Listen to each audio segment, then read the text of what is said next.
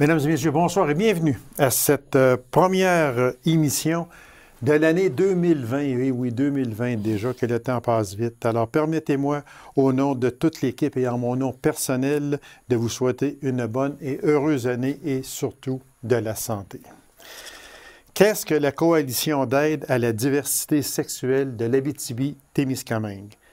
Pour nous en parler, je reçois la directrice générale de cet organisme, Mme Marie-Aimée Fortin-Picard. Madame Fortin-Picard, bonsoir. Bonsoir. Bonne année à vous. Merci, vous aussi. Merci.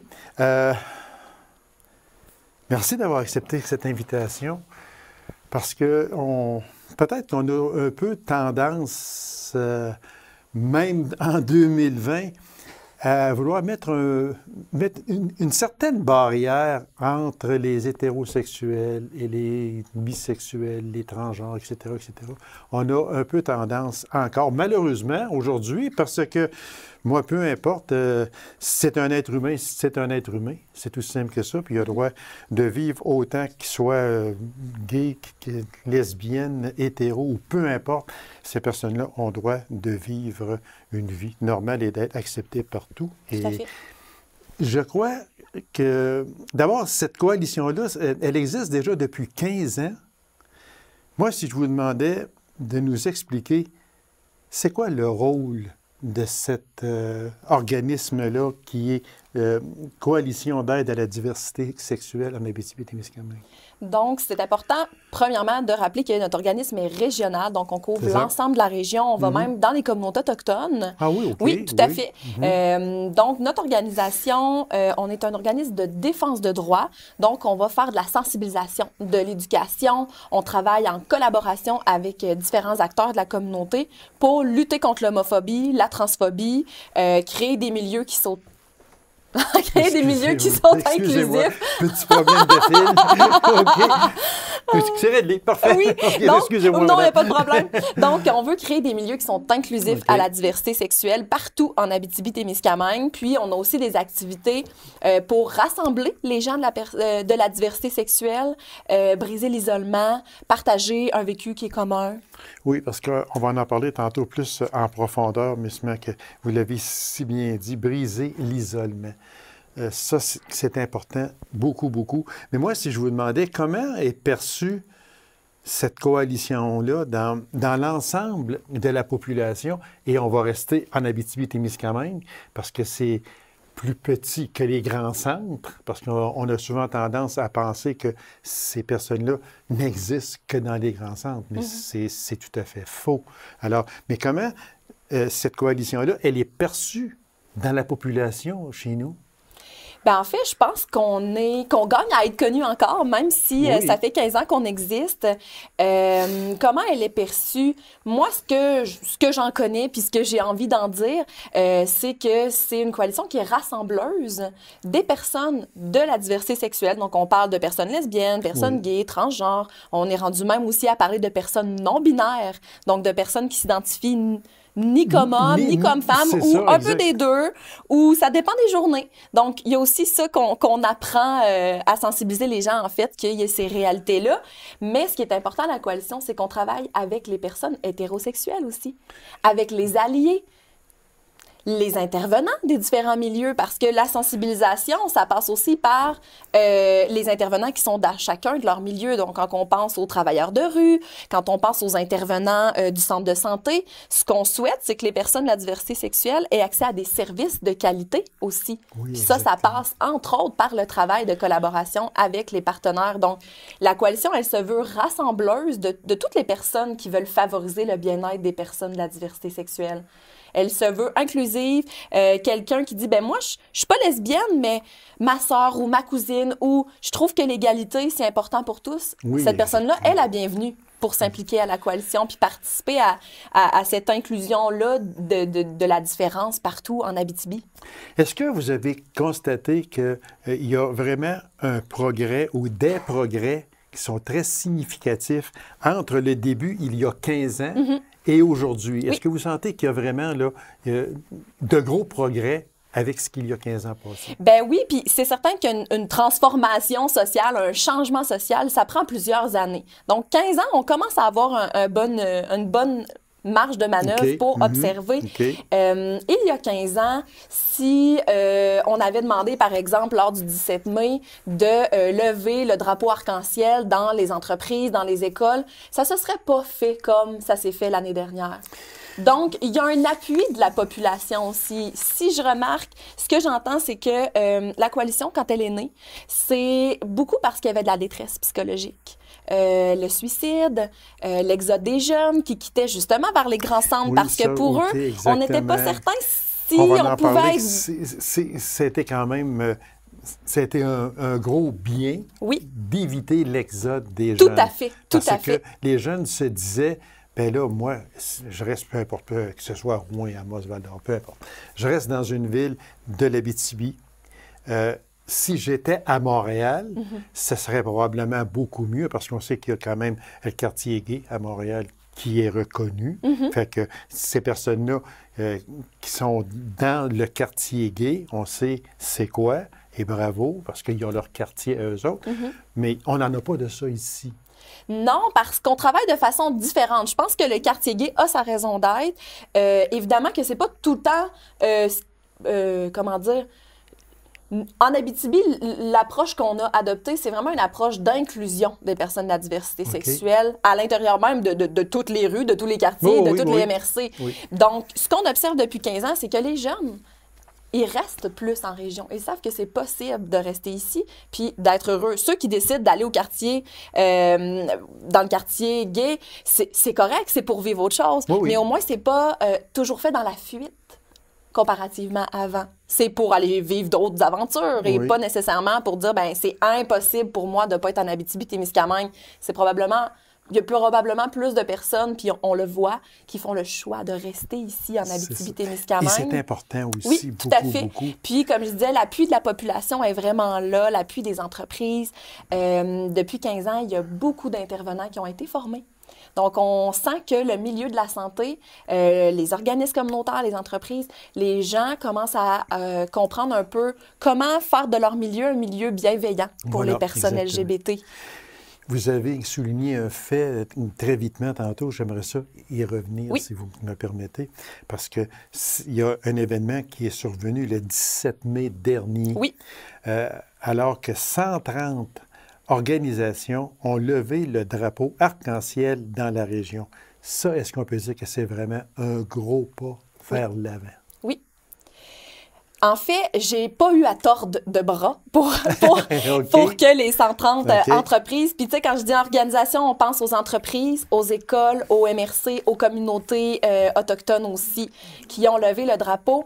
C'est un progrès parce que c'est un geste de soutien et d'appui pour dire, en Abitibi-Témiscamingue, on considère que les personnes de la diversité sexuelle sont une richesse. C'est ça que ça veut dire. Puis j'ai pas tordu de bras, même qu'il y a des personnes, après le 17 mai, qui m'ont appelé. Comment ça, moi, j'en ai pas eu? Ben, oui, parce que, parce que je suis la seule intervenante au bureau, puis j'ai appelé les contacts que j'avais, mais clairement que j'invite l'ensemble des organisations qui, cette année, voudraient lever le drapeau arc-en-ciel dans le cadre du 17 mai à me contacter parce que cette année, on veut faire encore plus. Ah, OK. C'était mon autre question. Ça veut dire que ça va devenir un événement annuel. Ben, j'imagine, mais en fait, le 17 mai, on le souligne chaque année depuis très longtemps. Le 17 mai? Le 17 mai, c'est la journée de lutte contre l'homophobie et la transphobie. OK, c'est beau. Puis, la Fondation Émergence, chaque année, propose une campagne qui a une thématique différente. Donc, il peut y avoir une année où on veut faire de la sensibilisation en milieu de travail, une autre année où on veut parler de la diversité sexuelle vécue selon les âges. Sinon, il peut y avoir une campagne plus dans les sports. Donc, chaque année, il y a une thématique à laquelle on embarque, en fait. On distribue le matériel de sensibilisation de la Fondation Émergence, mais on trouve important d'avoir une couleur régionale puis de réaliser une activité. Donc, depuis 15 ans, le 17 mai, il y a eu des activités. Mais c'est vraiment l'année passée où là, on est allé vers on va essayer le drapeau arc-en-ciel. Puis les gens ont été vraiment, vraiment accueillants, puis les gens ont massivement participé. Est-ce que vous trouvez que la presse vous donne bonne presse, si on peut s'exprimer ainsi, et de plus en plus, parce qu'on se reporte encore, il y a une décennie ou deux passées, on n'en parlait pas, on n'osait pas. Moi, quand j'ai vu ça, ça m'a fait plaisir et je suis très content que vous ayez accepté cette invitation-là parce qu'il faut vous faire connaître. Est-ce que vous avez bonne presse? Bien, moi, je trouve que oui. OK. Puis on a une bonne relation avec les médias. Puis de plus en plus, un peu comme vous, les médias nous contactent. OK. Soit quand il y a des enjeux qui sortent aux nouvelles, qui touchent les personnes de la diversité sexuelle pour connaître en région, quelles répercussions ça va avoir. Mais la plupart du temps, quand on a des nouveaux projets qui sortent, quand on a des événements comme le 17 mai, les médias sont vraiment ouverts, je pense, à participer à ce changement social-là. Parce que la sensibilisation, ça passe, oui, par des formations, ça passe, oui, à aller voir les jeunes dans les écoles, d'aller dans les maisons, dans les résidences, en fait, pour les personnes âgées, mais ça passe aussi par les médias. Oui, exactement. Vous avez une grande part de responsabilité, en fait, puis c'est vraiment bien de la façon que les médias régionaux font de la place à la diversité sexuelle, puis en parler, rendre ça normal, puis même en faire la promotion. Et vous venez de le dire, et de rendre ça normal. Tout à fait. Et c'est bien de le faire, puis c'est normal de le faire. Comme je le disais en entrée d'émission tantôt, ce sont des êtres humains. Tout à fait. Ce sont des êtres humains qui ont le droit de vivre leur sexualité comme bon leur semble, et puis qui ont le droit aussi de le dire. Puis je trouve que le mouvement... D'abord, comment cette coalition-là a vu le jour? Est-ce que ça fait quand même 15 ans? 15 ans qu'il y a officiellement un organisme, mais évidemment qu'une dizaine d'années avant, il y avait déjà des personnes impliquées dans le milieu qui avaient observé qu'il y avait des besoins pour les personnes de la diversité sexuelle. Donc, il y a eu beaucoup de formations qui ont été offertes parce que c'était un des éléments qui était nommé qui pourrait contribuer là, à l'inclusion puis au bon service offert aux personnes de la diversité.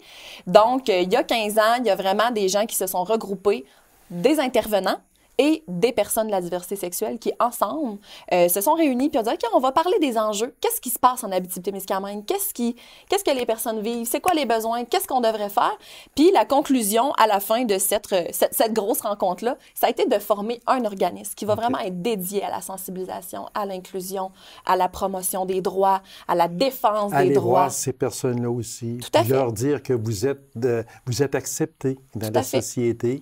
Puis, c'est important pour eux autres aussi, énormément, pour ces personnes-là. Bien, tout à fait, parce qu'en fait, tout être humain a envie de sentir que son existence est légitime. Oui, exactement. Puis que sa différence est acceptée, parce qu'on peut parler de différence d'orientation sexuelle, d'identité de genre, mais si on avait un enfant qui était handicapé, ou si on avait un enfant qui avait des problèmes à l'école, des problèmes scolaires, je veux dire, on veut que nos citoyens en Abitibi-Témiscamingue soient bien, soient heureux, s'épanouissent, participent à la vie collective. C'est la même chose pour les personnes de la diversité sexuelle. Exactement, c'est ça.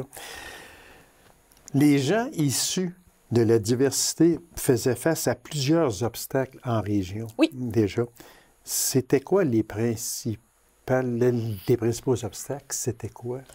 C'est surtout, comme je disais un petit peu tout à l'heure, l'exode des jeunes. Il y a la détresse psychologique, le risque suicidaire, puis l'accessibilité à des services de qualité. Entre autres, puis c'est un enjeu qui existe encore aujourd'hui, c'est la santé des personnes trans. C'est important qu'ici, en fait, nous, on a fait une de nos priorités que les personnes trans, donc les personnes qui sont nées qui ont été assignées là, à la naissance, on dit c'est un garçon, puis finalement, dans la tête de cette personne-là, dans ses profondes convictions, dans son profond senti, elle sent qu'elle est une femme, par exemple. Donc ça, c'est une personne trans. Puis, bref, ça a été important, puis c'est un enjeu majeur que ces personnes-là aient accès à des services. Parce que, par le passé, les services étaient seulement disponibles dans les grands centres. Donc, il y a beaucoup de personnes trans qui, pour avoir accès au bien-être et à être qui ils sont réellement, devaient quitter dans les grands centres. Mais depuis 2012, la Coalition travaille en collaboration avec le centre de santé pour que les personnes trans aient accès ici à des services, n'aient pas à aller dans les grands centres. Donc, on a des intervenants ici en région qui sont formés pour évaluer la situation de la personne, puis l'accompagner dans sa transition. Vous avez touché encore une fois un point qui est très, très, très important. Oui. Le suicide chez les jeunes. Ça allait jusque-là. Oui, tout à fait. parce que ces personnes-là ne voyaient pas de porte s'ouvrir comme on peut en voir aujourd'hui. Alors, pour eux autres, c'était un vase clos, un cercle clos, puis ils n'osaient pas sortir de ce vase-là, si on peut s'exprimer ainsi. Alors, pour eux autres, il n'y avait aucune solution possible. Se disaient continuellement, je ne suis pas normal, je ne suis pas pareil aux gens normaux. Donc, ça jouait dans leur subconscient. Puis, une bonne fois, mais ça pouvait en venir au suicide. C'est certain que c'est encore une réalité. Il y a encore des personnes de la diversité sexuelle qui ne voient pas d'autre issue. Nous, ce qu'à la Coalition, ce qu'on priorise, c'est la création de milieux inclusifs. Ça, c'est ce sur quoi on a de la poigne. C'est de dire, si cette personne-là avait senti que sa ville, le dépanneur du coin, l'intervenante à l'école, ça avait été des personnes ou des endroits où la personne aurait pu être elle-même. Peut-être que c'est une situation qui aurait pu être évitée. Évidemment que les intervenants doivent être présents dans la vie de ces personnes-là, puis il y a un accompagnement individuel qui peut être fait pour des personnes qui ont une détresse psychologique. Mais ça fait toute la différence quand on sait qu'à l'école, on peut être qui on est. Tu sais, c'est un changement social, mais oui, il y a encore des gens, des personnes de la diversité sexuelle qui sentent dans leur milieu, qui sentent avec leur vécu qu'il n'y a pas d'autre issue. Donc, on continue notre travail de sensibilisation, on continue d'être présent dans les écoles, on continue de promouvoir les lignes d'appel 24 heures sur 24 pour un jeune qui vivrait une situation difficile. Quand on dit un jeune, on parle de quel âge à peu près qu'on peut, là, dans les plus jeunes, si on peut, parce qu'on sait que dans les personnes plus âgées, on en voit souvent, puis tout ça, mais c'est vers quel âge que les jeunes commencent à avoir des problèmes avec ça, se sentir rejetés de la population, parce que malheureusement, c'est encore ça, à bien que des endroits. On parle de quel âge? On peut-tu parler de 12, 15, 16 ans? Je sais pas. Ben en fait, je n'ai pas d'âge précis concernant la discrimination. Je peux peut-être donner déjà des chiffres. Le coming out, donc, le fait de dévoiler et d'affirmer qui on est. Placard, oui, comme on dit. C'est ça. Exactement. Donc, d'affirmer qui on est. La moyenne d'âge, c'est entre 14 et 25 ans. Donc, il y a comme un gros boom à ce moment-là. Donc, c'est possible qu'à ce moment-là, on vive la discrimination de par comment les autres vont accueillir cette nouvelle réalité-là à leurs yeux, qui, à nos yeux, n'est pas nécessairement nouvelle, là. Mais c'est clairement un moment crucial dans la vie des personnes LGBT, le moment du coming out, donc le moment de s'affirmer qui on est. Quand on parle de personnes de la diversité sexuelle, on pense aussi aux personnes trans, aux jeunes non-binaires. Puis, quand on pense à l'identité de genre, donc de me sentir femme ou homme ou autre, ça peut être à l'âge de 4 ans qu'on le sait. Ah, mon Dieu, OK. Oui, tout à fait. Il y a des enfants qui, à cet âge-là, en fait, on commence déjà à avoir une notion du genre de l'autre. Il y a des recherches que c'est ce qui affirme. Par contre, il y a des enfants qui vont être en expérimentation de voir qui ils sont, parce que les enfants se développent au fur et à mesure des années. On développe notre personnalité, on développe...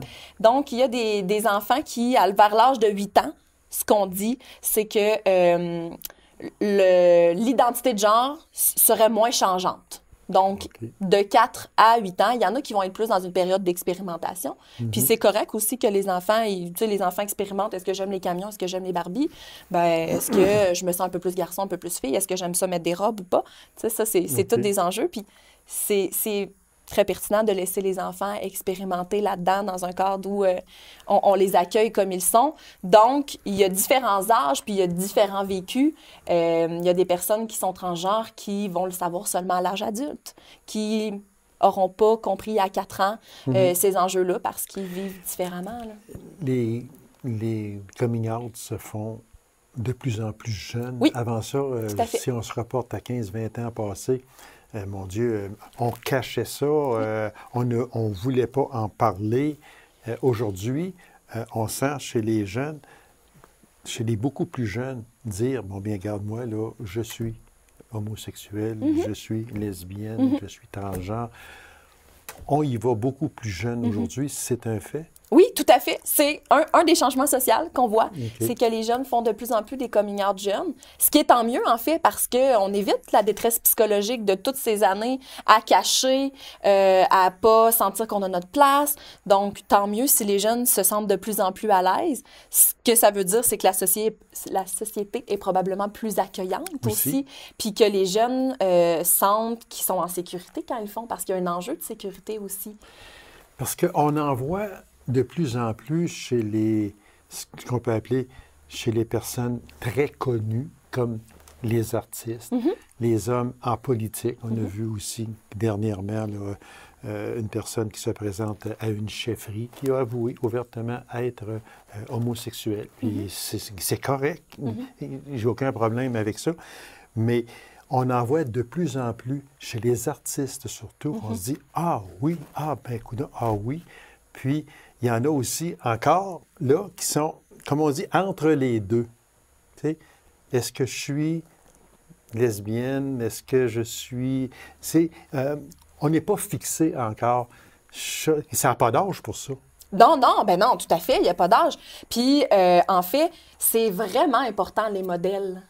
Quand on parle il y a des célébrités, il y a des personnes politiques, il y a des médecins, il y a des avocats de plus en plus qui vont prendre la parole, puis c'est positif de montrer à des jeunes, regarde, tu es différent, mais tu peux réussir dans la vie et faire le métier qui te plaira. Parce que moi, j'ai ma place ici, donc tu as peut-être ta place. Donc, c'est hyper important. Puis même en région, il y a des beaux modèles aussi dont les jeunes peuvent s'inspirer. C'est très, très important. Puis sinon, quand on parlait d'âge, il n'y a pas d'âge pour faire un coming out. Il n'y a pas d'âge pour dire qui on aime. Il n'y a pas d'âge pour dire qui on est. Chacun a son rythme, chacun a son vécu. Moi, j'ai déjà entendu des personnes qui étaient âgées dire « Ah, il doit être trop tard. » Il n'est pas trop tard. Il n'est pas trop tard. Il n'est jamais trop tard. Exactement. Ouais. Plusieurs changements ont permis une meilleure inclusion des personnes issues de la diversité dans la région. En gros, c'est quoi les changements, surtout qu'il y a eu, là, qui a fait que pour aider ces personnes-là? On en a parlé un petit peu tantôt, mais j'aimerais ça revenir sur ça. Il y a eu beaucoup de sensibilisation dans le milieu scolaire pour lutter contre l'intimidation. Ça en est un élément principal, aller directement dans les écoles. Toutes les formations qui ont eu lieu en milieu de travail, parce que ça aussi, c'est un milieu important où on passe beaucoup de temps au travail. Hein? On a des collègues, on a des patrons, donc c'est un milieu aussi qui est important à sensibiliser. Il y a, mon Dieu, on parle de changement. Qu'est-ce qui a été fait? Le développement des services, en fait, ça a été vraiment majeur. Qu'au centre de santé, il y a des intervenants qui sont formés pour faire l'évaluation des personnes transgenres. Donc ça, c'est un changement majeur en région. Puis, il y a plusieurs régions, plusieurs grands centres qui n'ont même pas la qualité des services qu'on a ici en région de services publics. Donc, de centres de santé qui offrent un service gratuit à l'ensemble de sa population, parce qu'il y a encore des endroits où, pour faire une transition, les gens doivent aller au privé pour avoir accès à ces services-là. Okay. Donc, il faut se dire qu'une personne est déjà peut-être vulnérable sur plein de plans, puis en plus, on lui demande pour avoir accès au bien-être de payer de sa poche. Je veux dire, moi, si je suis diabétique, on ne m'a pas demandé de payer de ma poche pour avoir un suivi. Oui. C'est la même chose. C'est ça. C'est un enjeu qui est différent, mais je devrais avoir accès à des services. On a développé des services pour les personnes qui vivent différentes problématiques au centre de santé ou différentes réalités ou différents enjeux dans leur vie. On veut une égalité des services pour tous. Donc, un des changements majeurs, c'est cette collaboration-là de coalition avec le centre de santé pour permettre aux personnes d'être eux-mêmes ici en région, d'avoir accès encore à leur réseau, si c'est ce qu'ils souhaitent, rester ici, là, avoir un réseau de soutien, rester avec leurs amis, rester avec leur famille. Parce qu'on l'a dit tantôt, l'exode des jeunes a été beaucoup freiné avec tout ce qui s'est développé chez nous. Ouais. Ces jeunes-là n'ont pas besoin de s'exiler dans les grands centres pour vivre leur vie. Ils peuvent aller visiter les grands centres. Oui, exactement, oui. Mais revenir chez nous. Ils peuvent. Puis s'ils veulent rester là-bas, c'est bien aussi. Mais au moins, c'est plus vu comme une incapacité d'être bien ici en région. C'est un choix de quitter, par exemple. Madame Fortin-Picard, je vais vous poser une question. C'est mon rôle, mais là, je vais vous poser une question qui n'était pas dans mes questions du tout. Un jeune prend l'émission actuellement. Oui. Peu importe l'âge, que ce soit 30 13, 14, 15, 21 même. Mhm. Puis, il nous écoute et il vous écoute. Oui. Puis, il se dit, ouais, moi, là, je suis mêlé. Je suis vraiment mêlé. Est-ce que je suis ça ou je suis ça? Bon. Je pense que l'idéal pour cette personne-là, est-ce que c'est d'aller vous rencontrer? Est-ce que c'est d'aller voir la coalition? Quel serait le premier geste à poser? Parce que, on le dit, là, il est mêlé, Oui. vraiment. Alors là, il a besoin d'aide. Oui. Qu'est-ce qu'il doit faire, ce jeune-là? Le jeune peut nous appeler, mais moi, je ne fais pas d'accompagnement. OK. Donc, ça veut dire qu'un jeune qui se questionne ou même qui le sait, mais qui vit des différents enjeux dans sa famille, par exemple, mais je vais prendre votre exemple, un jeune se questionne, ils peuvent m'appeler. Moi, je connais les ressources du milieu, donc je peux référer ce jeune-là vers l'endroit où il pourrait être le mieux accueilli. Quand on se questionne, la beauté de la chose, c'est que la coalition, en collaboration avec d'autres organismes, on a créé des groupes de jeunes qui vont échanger puis partager sur leur réalité. OK. Donc, par exemple, à Rouyn-Noranda, il y a le projet Sortie 14-25 qui a lieu aux 2 semaines, le jeudi. Donc, le jeune peut subtilement dire à son parent, je m'en vais magasiner parce que le jeudi, les magasins sont ouverts, mais finalement, il va aux rencontres. Donc, s'il n'est pas prêt encore à en parler à son parent, la période de groupe là, est très, très stratégique. OK. Donc, ce jeune-là peut se diriger vers le projet Sortie 14-25. Il y a toujours un intervenant social, puis une infirmière qui anime ce groupe-là. Donc, c'est l'occasion de partager avec d'autres personnes, de réfléchir sur différentes thématiques, puis évoluer dans sa réflexion sur son orientation ou son identité de genre. On a le même genre de groupe à Val-d'Or. Si on pense au Témiscamingue et au secteur de la Sarre, il y a des groupes dans les écoles secondaires. Ah, OK. Donc, ce serait de s'informer avec l'intervenant social si c'est dans son école, mais maintenant, il y a des écoles, entre autres la Sarre, il y en a, puis les organismes, pas les organismes, les écoles au Témiscamingue, je pense qu'il y en a 3 qui ont des groupes. Donc, en allant voir l'intervenant de l'école, lui, il va pouvoir nous le dire. Puis, c'est l'occasion de discuter avec d'autres jeunes, parce que la réflexion doit se faire, puis c'est d'autant plus intéressant quand on parle à d'autres jeunes qui, Oui, soit sont exactement. passés par là, tu sais. Comme dernière question, Oui. parce que le temps passe beaucoup Oui. et très vite, qu'est-ce qui reste encore aujourd'hui comme principal défi à la coalition? Parce que ce fut de gros défis, mais il en reste sûrement encore. C'est quoi qui reste comme défi aujourd'hui, là, en 2020? Oui.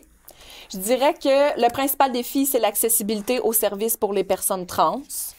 J'en ai parlé tout à l'heure, mais c'est un principal défi parce que on veut faire former encore plus d'intervenants pour les outiller à mieux accompagner les personnes de la diversité sexuelle, que ce soit fait en centre de santé, qu'il y ait de plus en plus de personnes qui vont pouvoir les accompagner, les épauler. Plus de milieux inclusifs, c'est certain. Puis, je sais que le temps file, donc Oui. j'ai apporté avec moi, puis je vous le laisserai en cadeau. Oh, merci. Pour le 15e anniversaire de la coalition, on a fait un journal qui explique un peu notre évolution, des personnes qui se sont impliquées, des personnes qui se sont démarquées, des projets qui ont eu lieu. Puis, on a un super site Internet qu'on garde pas mal à jour. Je travaille fort. Donc, sur notre site Internet, de un, il y a mes coordonnées si quelqu'un veut nous joindre, puis pourra connaître la coalition. Madame Fortin-Picard, merci beaucoup. C'était très intéressant. Merci. Puis vous aurez toujours une place ici encore, n'importe quel temps. Appelez-moi. Ça va toujours me faire plaisir Merci beaucoup. de vous recevoir parce que c'était vraiment très intéressant. Et on en a appris beaucoup, mais il nous en reste beaucoup à apprendre. Tout à fait. encore. Je vous remercie beaucoup, Merci. madame. Alors, mesdames et messieurs, merci d'avoir été là. On se donne rendez-vous à une prochaine émission de On s'en parle. Au revoir et bonne semaine.